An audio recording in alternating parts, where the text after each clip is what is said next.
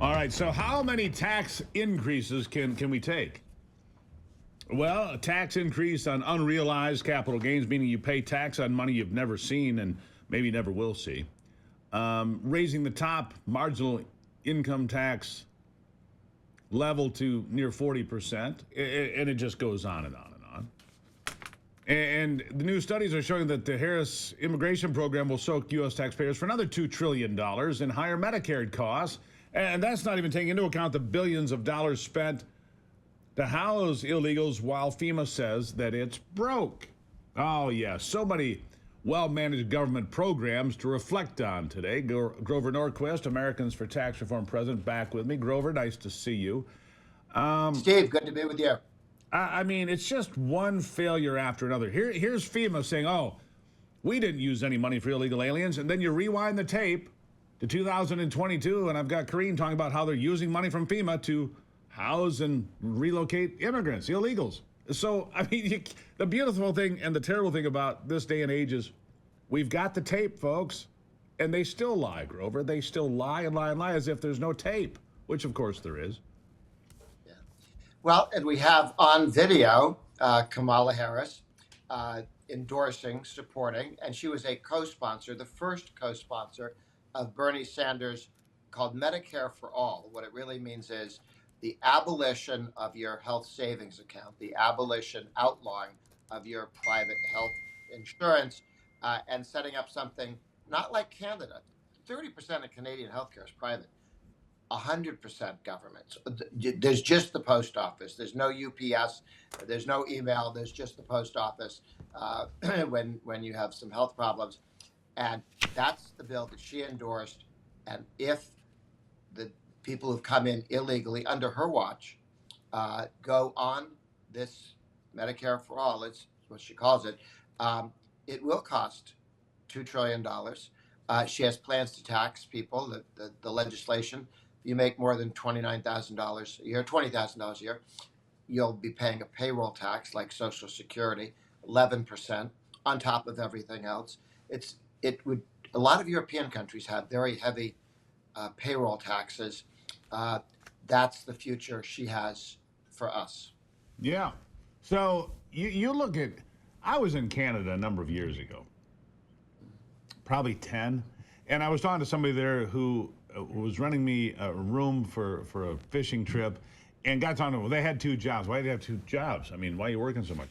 Because our tax rate is 55% when you put in the provincial tax, the federal tax, the income tax, the tax. It was between 55 and 60% was the amount of tax being paid in Canada.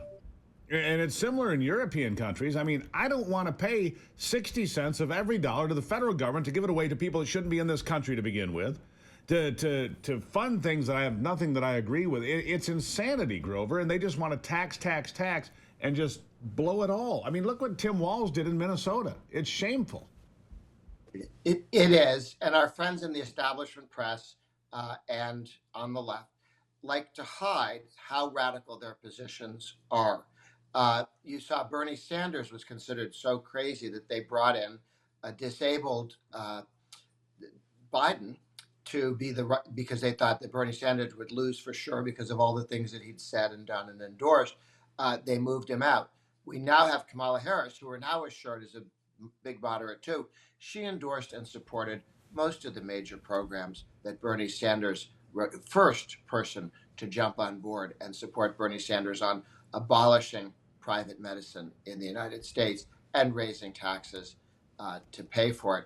Her radicalism goes deep, and the press really has to work at pretending not to know it. But at hr.org, we've got the video of her endorsing these healthcare plans, taxes, nationalization of your healthcare. Yeah, you can't have, I mean, this has been said for a long time, Grover, and you and I have talked about that. You can't have both open borders and an open welfare state. You can't have both. You can have one or the other, but you cannot have both, because one leads to the destruction. Because if you have, even if it's just 10 million people that have come in the last 3.5 years, I believe it's probably close to double that. But if you go with 10 million and add them to the rolls, look at the burden on schools already, and local resources, and food pantries, and all of these things, right? it's already destroying it at that level. It's going to destroy it at every level because we simply do not have the infrastructure or the resources to cover all these people for free, do we? Well, the present welfare state we have is too expensive. They keep estimating about 15 to 20% is either wasted or fraud or stolen. They don't seem to make any effort to fix that piece of it. I certainly support Reagan's vision, which was you block grant all the welfare programs to the states. You let 50 states do it 50 ways. If Vermont wants to go crazy and pretend it's France or Canada, Vermont's allowed to, but they're not allowed to do that to honest people who live in Iowa.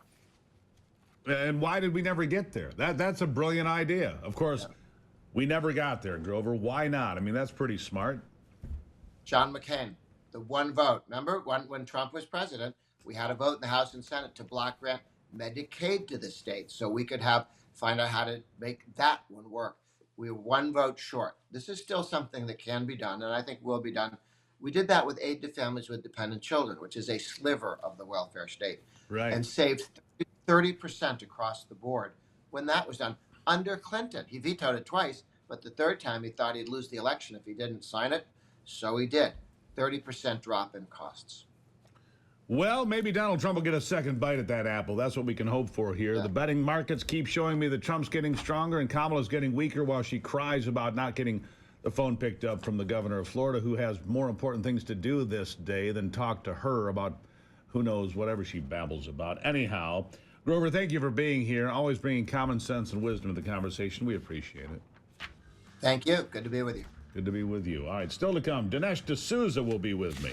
Eric Trump is here today. It's a big day here on the program, a lot going on. As we keep an eye on Milton and the fallout from Helene and everything else. Remember to follow me on Twitter. It's your one job today. Follow me on Twitter.